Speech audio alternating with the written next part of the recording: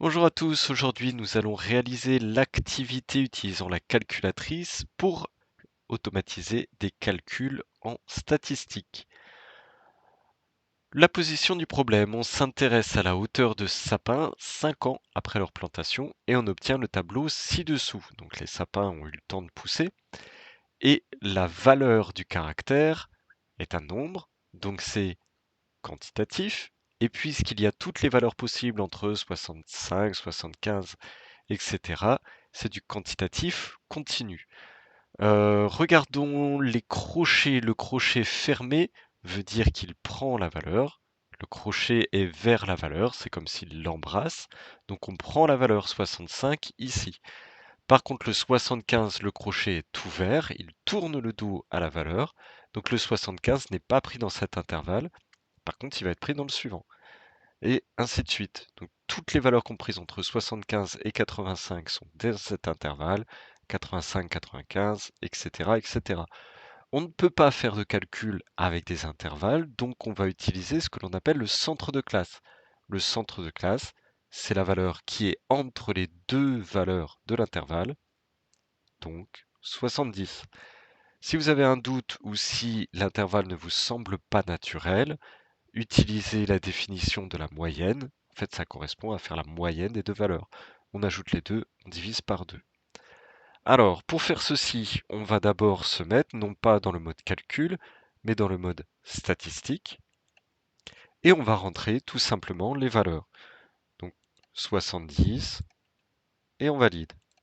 Et ainsi de suite, et on voit au fur et à mesure que l'effectif automatiquement se met à 1.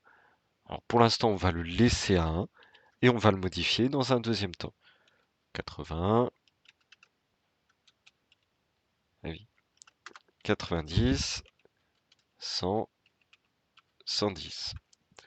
Maintenant, on va modifier l'effectif en allant chercher avec le curseur la bonne case. En cliquant une seule fois sur le curseur, ça marche mieux contrairement à ce que j'ai fait. Donc, on modifie 6, 5, 12, 15, 20 et 21. L'utilisation de la calculatrice en statistique est extraordinairement simple. Une fois que vous avez renseigné votre tableau, donc là il est en colonne, il faut bien sûr penser à faire un petit changement pour passer d'un tableau en ligne à un tableau en colonne, ça n'a rien d'insurmontable. Et ensuite, on va tout simplement aller sur l'onglet statistique, on se déplace avec le curseur, on valide, et vous avez ici tout ce que vous avez toujours rêvé d'avoir sans avoir à le calculer directement. Alors ce qui serait intéressant, c'est que vous sachiez vous le calculer et de vérifier à la calculatrice.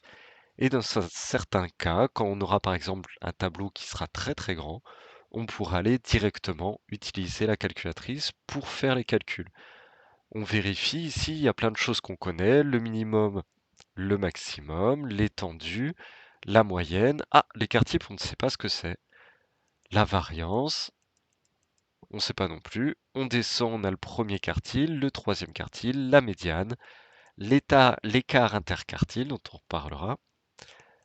Les sommes, les carrés, ça c'est moins utile. Et le mode, tout en bas, dont on avait parlé au tout début. Je vous invite à aller voir par vous-même les graphiques.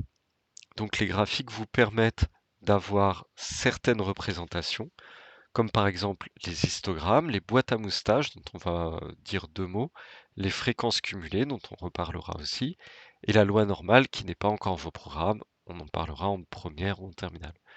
Donc les histogrammes, on en a parlé en informatique. Les histogrammes, comme on n'a pas les bornes, ils sont un petit peu faux. Il faudrait que ça parte de 75 en allant jusqu'à 80, mais on a au moins l'allure de l'histogramme, ce à quoi il devrait ressembler. Une boîte à moustaches, quant à elle, présente plusieurs valeurs. La première valeur, c'est le minimum. La deuxième valeur, la boîte ici, c'est le premier quartile. On le voit inscrit en dessous. La valeur dans la boîte, c'est la médiane. Et la valeur tout à droite, c'est le troisième quartile.